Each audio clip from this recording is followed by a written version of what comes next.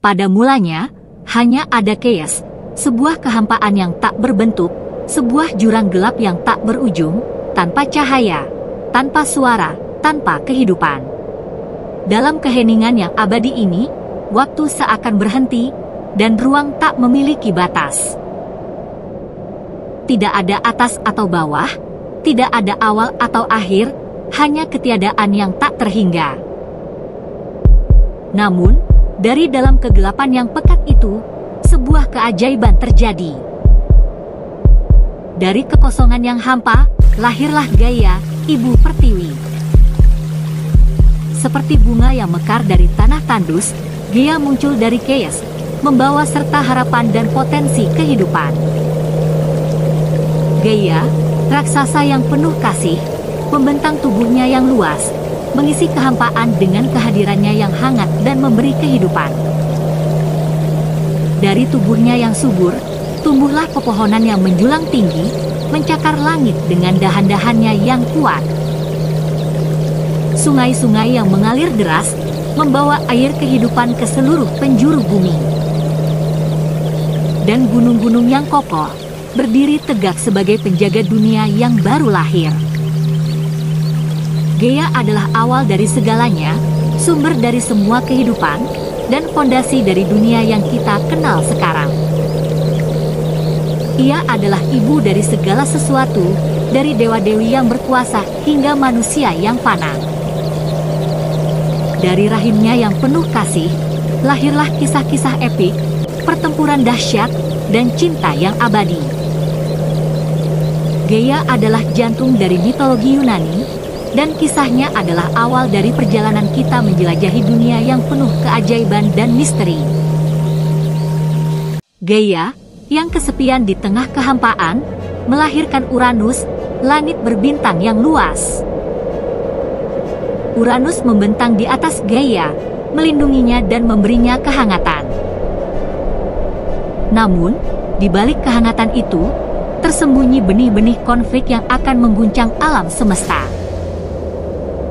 Dari persatuan antara langit dan bumi, lahirlah generasi pertama dewa-dewi, para Titan.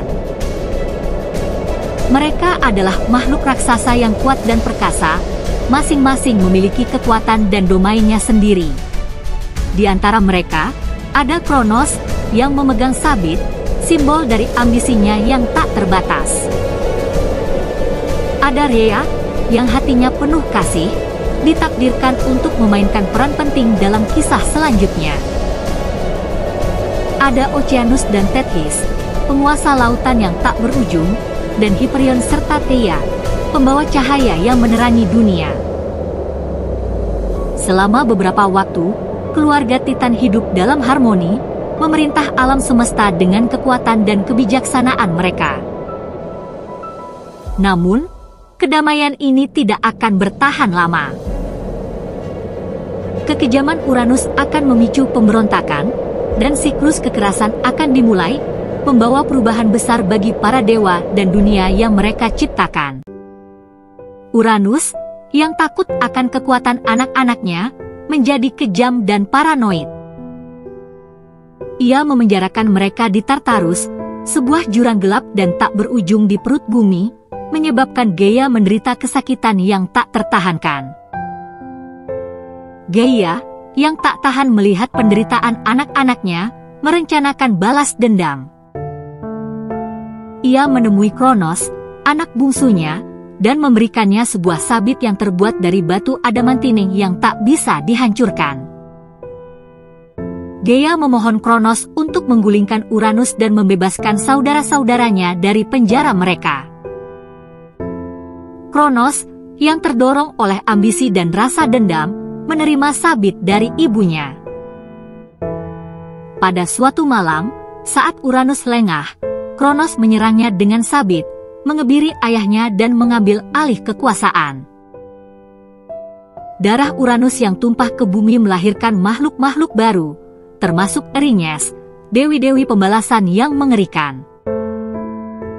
Namun, Kronos tidak memenuhi janjinya untuk membebaskan saudara-saudaranya. Ia malah memenjarakan mereka di Tartarus, sama seperti yang dilakukan Uranus sebelumnya. Gaia, yang merasa dikhianati, meratap dan bersumpah akan membalas dendam pada Kronos. Siklus kekerasan dan pengkhianatan telah dimulai, dan bayang-bayang konflik baru menyelimuti alam semesta. Namun, siklus kekerasan tidak berakhir di situ. Kronos, yang dihantui oleh ramalan bahwa ia akan digulingkan oleh anaknya sendiri, seperti yang ia lakukan pada ayahnya Uranus, menelan anak-anaknya satu persatu begitu mereka lahir. Hea, istrinya, yang putus asa, tidak ingin kehilangan anak terakhirnya. Dengan bantuan Gaia, ia menyembunyikan Zeus bayi dan memberikan Kronos sebuah batu yang dibungkus kain bayi untuk ditelan. Zeus tumbuh dewasa di pulau Kreta yang indah, diasuh oleh para nimfa dan dilindungi dari kekejaman ayahnya. Di sana, ia belajar tentang kekuatan dan tanggung jawab seorang pemimpin, serta tekad untuk membebaskan saudara-saudaranya dan merebut kembali tahtanya. Ketika dewasa, Zeus kembali ke Olympus dan menghadapi Kronos. Dengan bantuan Metis, Dewi Kebijaksanaan, ia memberikan Kronos sebuah ramuan yang membuatnya memuntahkan saudara-saudaranya yang telah ditelan. Hestia, Demeter, Hera, Hades, dan Poseidon akhirnya bebas dari perut ayah mereka.